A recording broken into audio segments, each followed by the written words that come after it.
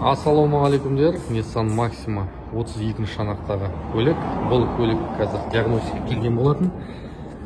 2 цилиндр жасамайды. Бұл 3 пен 4. 3-ші цилиндрді, 4-ші цилиндр жаңа алып барсақ, ішім айтылып біткен. Ал 3-ші цилиндрдің компрессиясы төмен. Сол цилиндрді қазір тексеретін боламыз. Датчиктерімізді қосып, қазір тексереміз. Жаңа біз қозғалтқышын тексерген болатынбыз. 3-ші цилиндрдің сол цилиндрде. Цилиндр не герметичен деп тұр. Бұл деген сөз кольца емес отырған, ал клапан күйді деген сөз. Қазір мен камерамен қарап сізге көрсететін боламын. Цилиндрлер бұлай жақсы, кольцасы отырмаған, майлы лақтырмаған. Ал бірақ қазір клапандарын көрсетсем, мына қып-қызыл клапан күйіп кеткен. Тек бір клапан күйіп кеткен.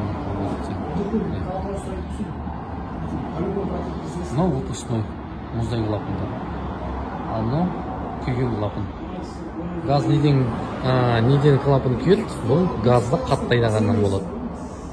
Осы міне цилиндр клапаны күйіп кеткен. Баршаңызға рахмет.